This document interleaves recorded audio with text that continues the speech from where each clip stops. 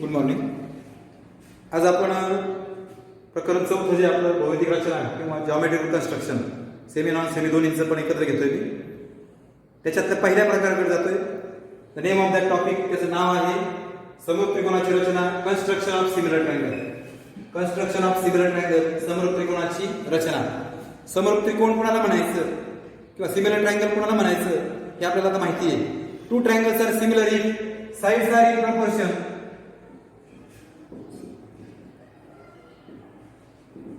and corresponding angles are congruent. That two conditions are very important. Corresponding sides are in proportion and corresponding angles are congruent. Sides are in proportion means समजा triangle ABC similar triangle PQR हे मराठी सांगतो. संगत बाजू प्रमाणात असतील आणि संगत कोन एकरूप असतील तर ते दोन त्रिकोण समरूप असतात. संगत बाजू प्रमाणात म्हणजे काय? त्रिकोण ABC समरूप त्रिकोण PQR, ABC similar PQR, AB upon PQ, BC upon QR आणि AC अपॉन PR. AB भागिले PQ बरोबर BC भागिले QR बरोबर AC भागिले PR. हे तिन्ही गुणोत्तर समान असतील, तिन्ही रेषे सारखे असतील, त्यांना म्हणायचं साइड्स आर इन प्रोपोर्शन म्हणजे संगत बाजू प्रमाणात आहे. आणि मग यातला एक कुठलाही रेशो तुम्हाला दिला असेल, गुणोत्तर दिला असेल, हे बघा गणितात 3:2 दिलेले बघा. AB is to PQ 3:2. AB is PQ 3:2 आहे. म्हणजे AB भागिले PQ हे 3/2 आहे. हे सगळे गुणोत्तर 3/2 आहेत असा अर्थ. म्हणजे आपल्याला एक गुणोत्तर दिला असेल तर आपल्याला दोन समरूप त्रिकोण काढायचे आहेत. समरूप त्रिकोण काढण्याची आपल्याला जी पद्धती आहे ती यामध्ये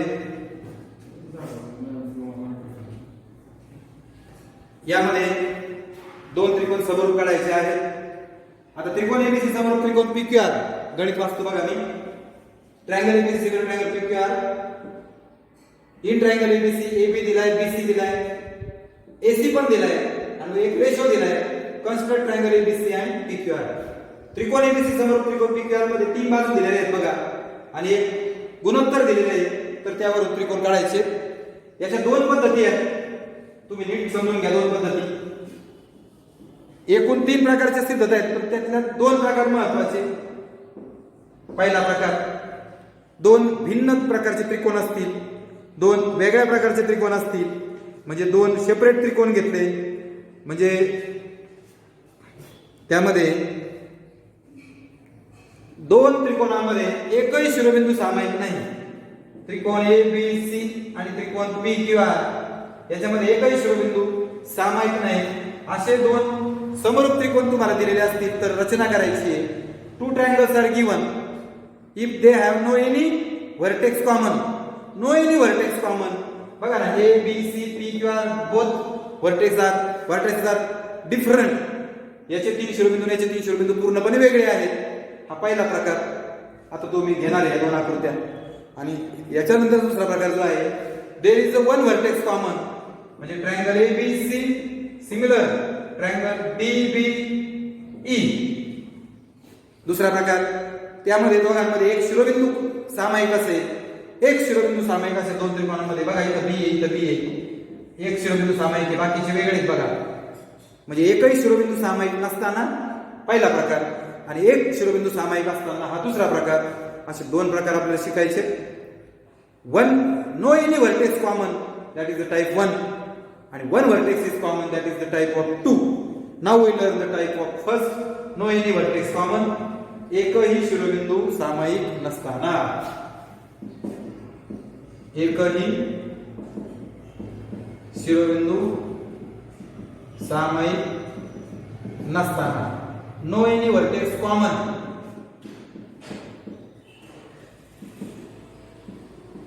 तुम्हाला समजायसाठी मी नाव दिले त्याचं. No any vertex common, vertex common नाही. अशा पद्धतीने आता कन्स्ट्रक्शन करायची आहे. आता त्यासाठी रफ फिगर आपण काढणार आहोत. आता हा जो सगळ्यात पहिल्यांदा हा गुणोत्तर बघायचे. AB PQ, AB आणि PQ चं गुणोत्तर. AB आधी आहे, AB आधी म्हणजे त्रिकोण ABC ची बाजू 3 आहे आणि PQ 2 आहे म्हणजे असं गुणोत्तर आहे.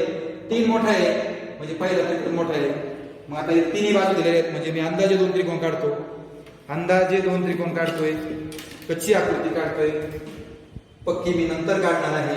त्यामुळे आता पट्टी घ्या म्हणजे स्केल घ्या आणि आधी दोन कच्चे त्रिकोण काढूयात. दोन नाही काढता यायचे. बघूयात आपण त्रिकोण एबीसी काढूयात.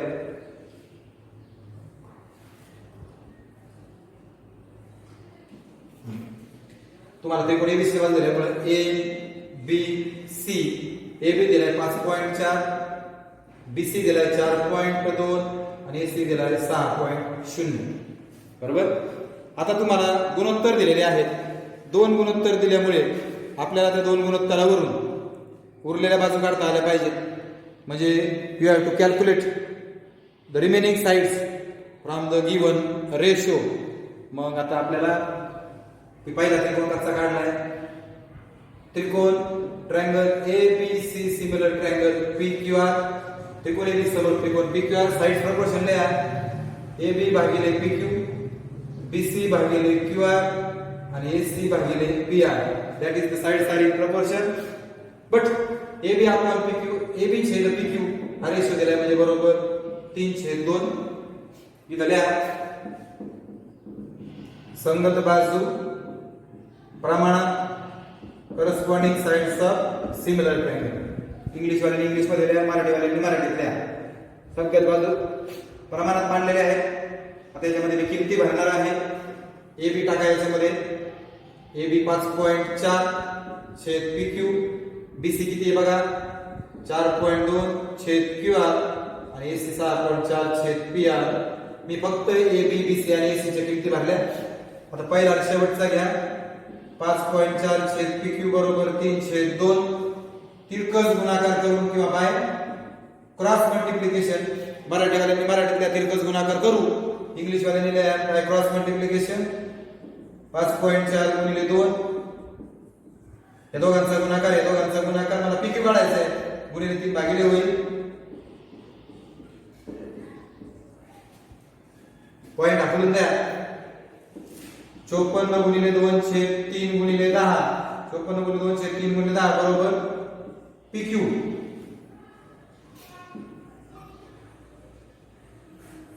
बरोबर आहे. 3 ने भाग द्या. 3 1 3, 3 8 24. 18 गुणिले 2 36 भागिले 10. 1 0 काढून घ्या. सेमी म्हणा आणि इंग्लिश वाल्याने सीएम म्हणा. चला एक बाजू माहित झाली पी क्यू. त्याचप्रमाणे तुम्ही पहिला आणि शेवटचा घेते दोघं. आता मी दुसरा आणि शेवटचा घेतो. 4.2 छेद क्यू आर 3/2. तिरकस गुणाकार करून बाय क्रॉस मल्टिप्लिकेशन. 4.2 गुणिले 2 बरोबर 3 गुणिले क्यू आर. क्यू आर बरोबर 4.2 गुणिले 2 छेद 3. क्यू आर बरोबर 42 गुणिले 2 छेद 3 गुणिले 10. परत पॉइंट आखून दिला. वर एक घर होतं, पॉइंट नंतर दशांश चिन्ह होतं. दशांश नंतर एक घर असल्यामुळे 1 डेसिमल प्लेस आफ्टर पॉइंट. मग आपण मी 1 0 दिला. 3 1 3, 3 चौक 12. 14 दुने 28 छेद 10. क्यू आर मिळाला. इंग्लिश वाल्याने सीएम म्हणा, मराठी वाल्याने सेमी म्हणा. म्हणजे पहिला शेवटचं घेतलं, किमती भरल्यानंतर दुसरं घेतलं, आता तिसरं शेवटचं. 6.0 म्हणजे 6 भागिले पी आर. तिरकस गुणाकार करू. 6 गुणिले बरोबर 3 गुणिले पी आर. हा गुणिले 3 भागिले होईल. 6 गुणिले 2 छेद 3, 3 गुणिले 6 4. याच्या खाली एक त्रिकोण दुसरा काढा. त्याचं नाव द्या पी क्यू आर. समोर जागा नाही म्हणून मी खाली काढतोय. कशी आकृती काढतोय. याच्यापेक्षा छोटा आहे. कशामुळे ठरवलं मी छोटा आहे? गुणोत्तरावर 3 आज 2 आहे ना, 3 मोठा आहे ना, म्हणजे पहिला ए बी मोठा आहे, म्हणजे त्रिकोण एबीसी मोठा आहे. पी क्यू आर बघा. एक आता पी क्यू किती आला? 3.6. क्यू आर 2.8 आणि पी आर 4. इथं सेमी. इंग्लिश वाल्याने सीएम म्हणायचं, मराठी वाल्याने सेमी शब्द द्यायचा. असं सगळीकडे. ही झाली कच्च्या आकृत्या. याच्यावरून तुम्हाला पक्के 2 त्रिकोण काढता येतील. कसे बघा बरं. आता तिन्ही बाजू दिल्या असताना त्रिकोण काढणे. 4.2 घ्या.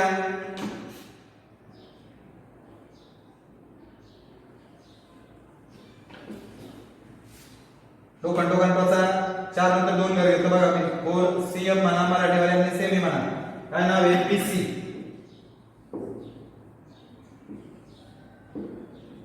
कळलं घेतलं BC आता राऊंडर घ्या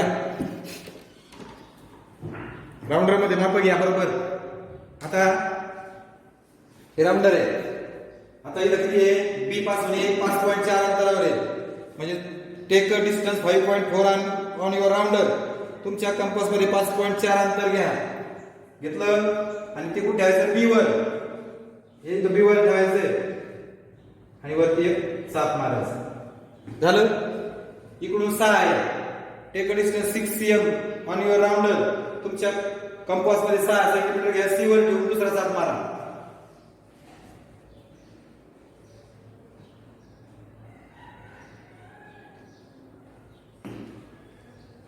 जिथं भेटती त्याला टोचा त्याला नाव द्या A आणि पट्टीने AB आणि AC जोडा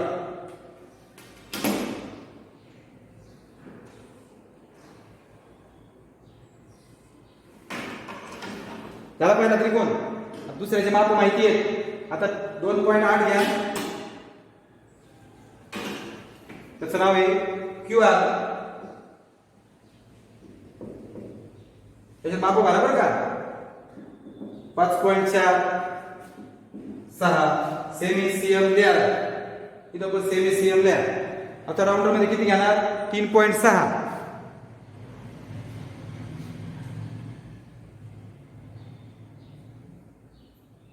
ओके Q पासून P पर्यंत 3.6 इकडून 4 आहे बघा म्हणजे QR वर ठेवा 4 घेऊन चाप मारा चापाचं छेदबिंदू इथे आहे त्याचं नाव P आहे दिलेल्या तिन्ही बाजू दिल्या असतील तर त्रिकोण काढणे अवघड नाही पट्टीने Q आणि PR जोडा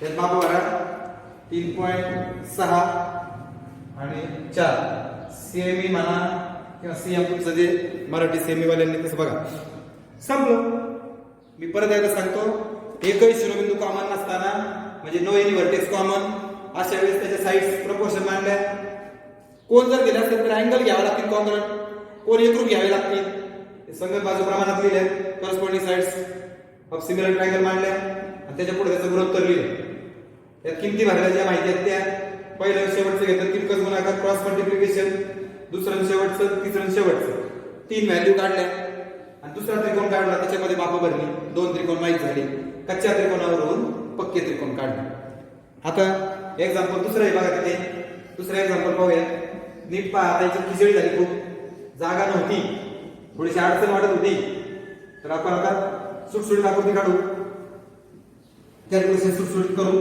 नीट पहा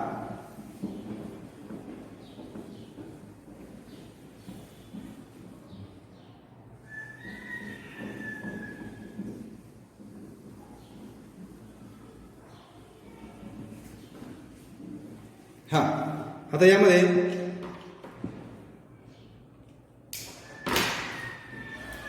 गुणोत्तर काय दिले बघा मी हे गणित जे मांडलंय ते 4.1 मधलं तिसरं आहे RS भागिले XY ते हा या ठिकाणी आता आपल्याला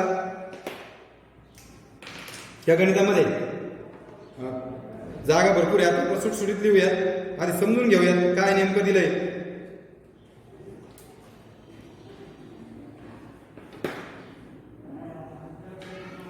पहा त्रिकोण RS की सिमिलर ट्रायंगल RS की सिमिलर ट्रायंगल XYZ त्रिकोण RS की समोर त्रिकोण XYZ साइड दिलेले आहेत बघा आणि एक अँगल पण दिलेला आहे मग आता संगत बाजू प्रमाणात म्हणजे करस्पॉन्डिंग साइड्स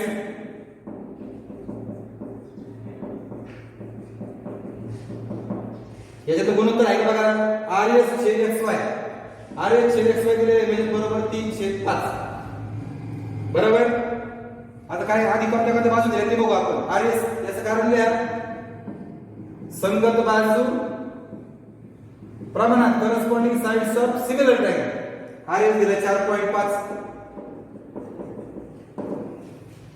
एस टी दिलेला आहे बघा, एस टी बघा, एस टी 5.7 हा काय दिलेला नाहीये,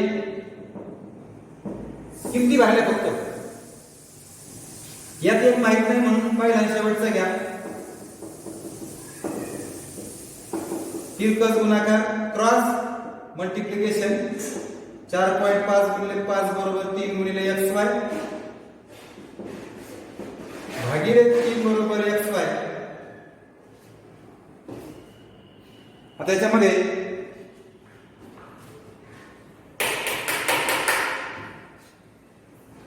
पॉइंट हाकून द्यायचा आहे. 45 गुणिले 5 छेद 3 गुणिले 10 पॉइंट नंतर एक घर आहे म्हणून खाली 10. 3 ने भागा 3 1 3 3 5 15 5 75 छेद 10. मराठीवाल्यांनी सेमी शब्द लिहा, इंग्लिश वाल्यांनी सीएम लिहा. बघा 75 बरोबर. पहिला आणि शेवटचं घेतलं होतं, दुसरं आणि शेवटचं तिरकस गुणाकार क्रॉस मल्टिप्लिकेशन 5.7 गुणिले 5 3 गुणिले yz. परत पॉइंट काढून टाका एक घरवरती, मग खालून 10 आले खाली. 3 ने भागा बघा बघा, 3 1 3 खाली 2 3 9 27 19 5 95 भागिले 10 सेमी म्हणा सीएम म्हणा. याच्यामध्ये एक गोष्ट सांगून ठेवतो, समजा या ठिकाणी 56 गुणिले 5 छेद 3 गुणिले 10 असतं.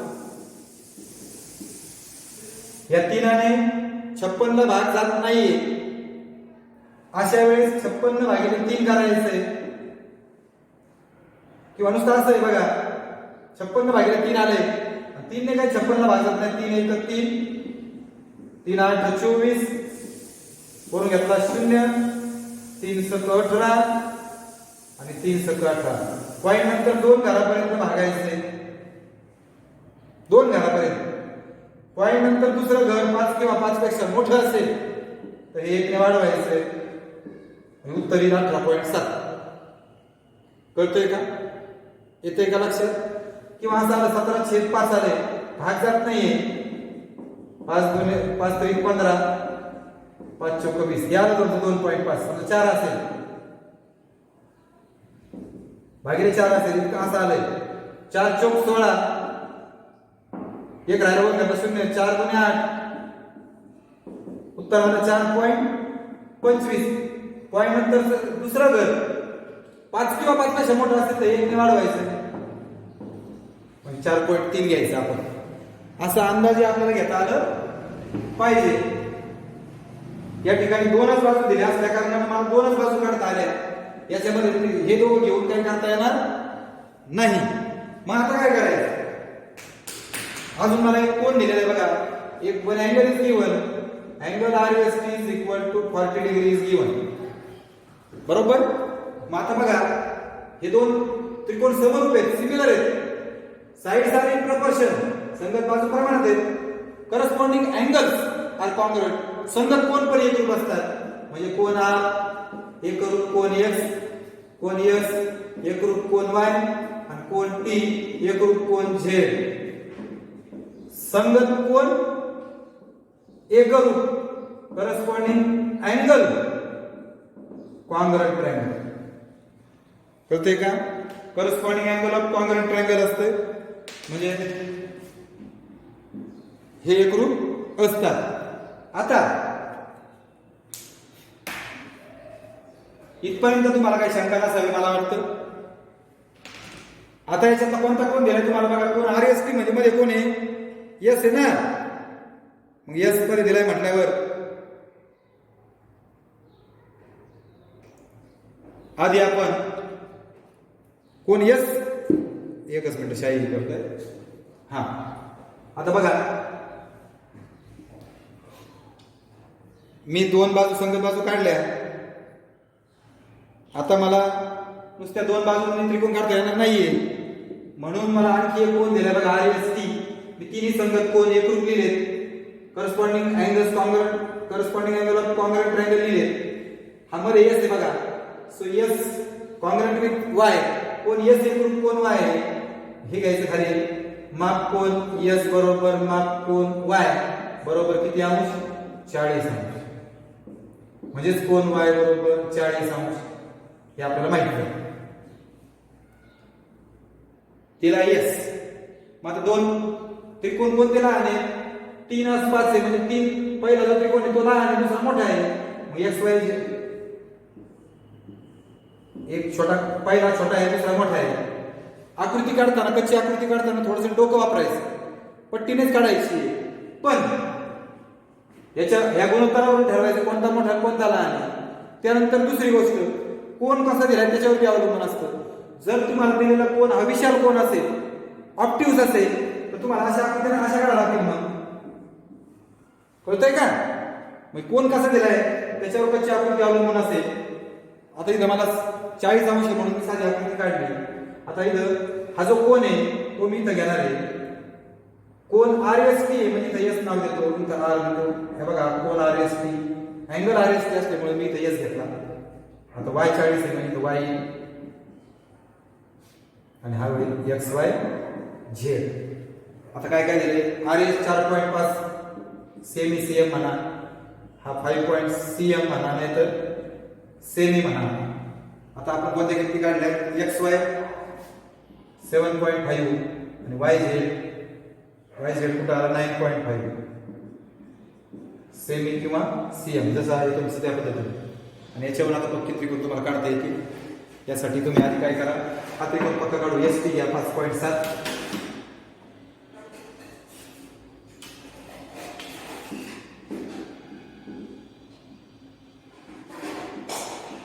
सेमी म्हणा, सीएम म्हणा. राउंडर घ्या. राउंडरच्या आधी तिथं कोण आहे माहिती आहे? अँगल आहे. One angle is there. So draw the first angle. तो कोण आधी काढा. मग त्यासाठी आधी 40 डिग्री आहे ना, इथं ठेवा. कोण पॉईंटवर पॉईंट आलेला लाईनवर लाईन येते का बघा. 0 10 20 30 40 आहे बघा इथं. आणि त्यातून बाण सोडा. 40 अंशाचा कोण काढला मी आधी.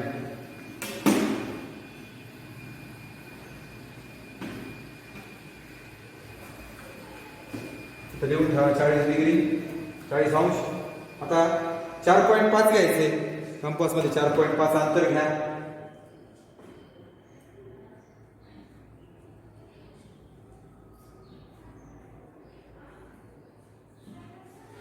त्याला टोचा.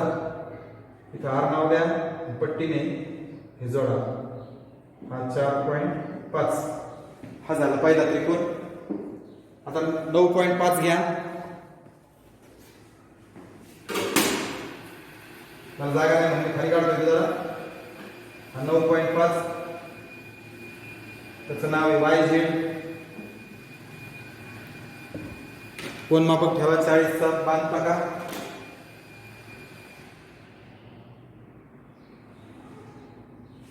सोडा बाण तिथून.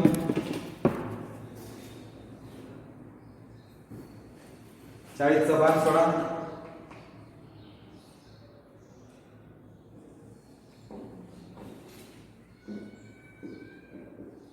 आता किती घेणार बरं राउंडर मध्ये माप? कंपास मध्ये किती माप घेणार? करेक्ट 7.5 आणि 7.5 चा एक चाप मारा.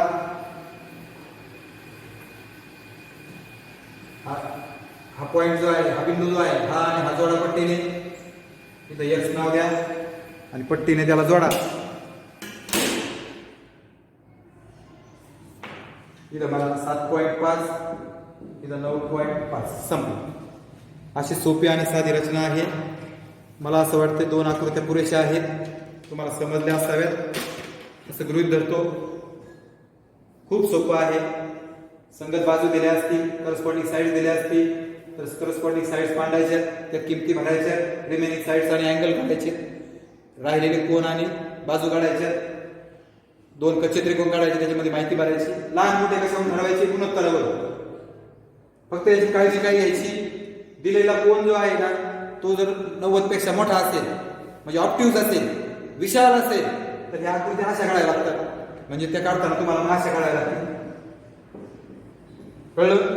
पण विशाल नसेल तर मग अशा काढायच्या, त्यात माप भरायचे आणि पक्क्या आकृत्या काढायच्या. मला असं वाटतं हा प्रकार तुम्हाला समजला असेल. या ठिकाणी थांबूया. यातला जो दुसरा प्रकार आहे की वन व्हर्टेक्स इज कॉमन, एक शिरोबिंदू सामायिक असेल, तर त्याचा प्रकार आपण पुढच्या तासाला पाहू.